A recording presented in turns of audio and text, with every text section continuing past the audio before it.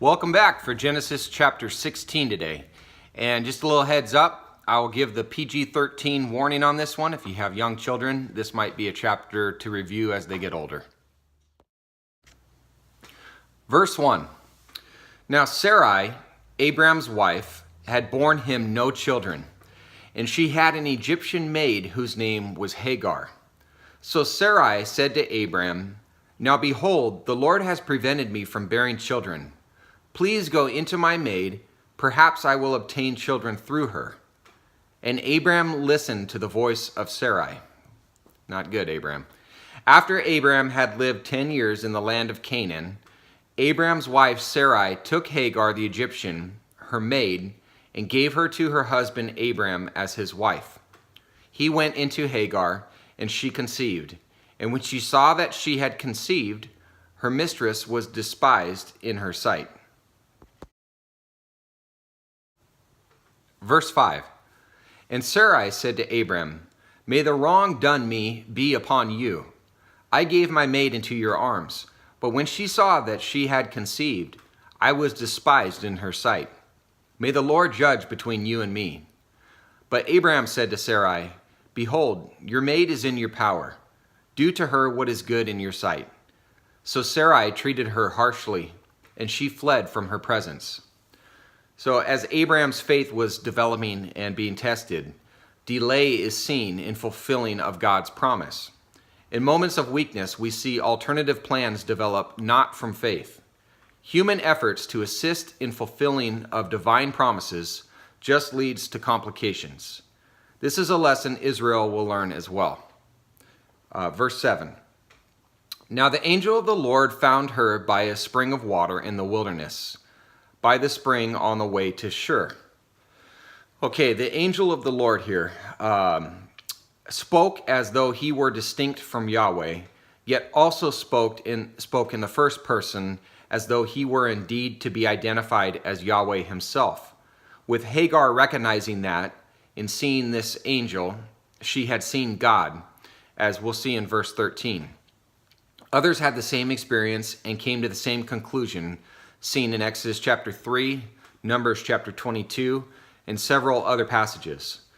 The angel of the Lord, who does not appear in Scripture after the birth of Christ, is often identified by scholars as a descriptive phrase for the pre-incarnate Christ, or Christophany. Verse 8. He said, "Hagar, Sarai's maid, where have you come from and where are you going?" And she said, "I am fleeing from the presence of my mistress Sarai." Verse 9. Then the angel of the Lord said to her, "Return to your mistress and submit yourself to her authority." Moreover, the angel of the Lord said to her, "I will greatly multiply your descendants so that they will be too many to count." The angel of the Lord said to her further, "Behold, you are with child, and you will bear a son, and you shall call his name Ishmael, because the Lord has given heed to your affliction."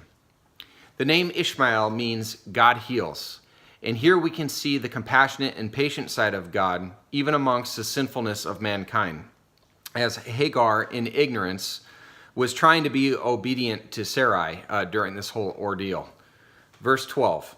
He, Ishmael, will be a wild donkey of a man. His hand will be against everyone, and everyone's hand will be against him, and he will live to the east of all his brothers. So the actions that between Abraham, Sarai, and Hagar obviously had consequences, which will be seen in the life of Ishmael. Verse 13. Then she called the name of the Lord who spoke to her. "You are a God who sees." For she said, "Have I even remained alive here after seeing him?" Therefore the well was called Bir Lahai Roi. Behold, it is between Kadesh and Bered. Verse 15. So Hagar bore Abram a son, and Abram called the name of his son, whom Hagar bore, Ishmael. Abram was 86 years old when Hagar bore Ishmael to him. Ishmael, being a wild donkey of a man, would live in the Arabian desert. He was given birth out of a lack of faith by Abram, and is not the promised seed and would actually only lead to complicating matters. Sarai's sin caused the origin of the Ishmaelites. The lesson was clear for Sarai, Abraham, and Hagar, and for Christians. God's servants are to trust his word and to wait for its fulfillment, enduring patiently until the end. God's plan will always prevail, and human efforts will not help but only interfere. But the good news for God's people is that the living God sees and hears from his people and is merciful. All right, hope to see you tomorrow. God bless you.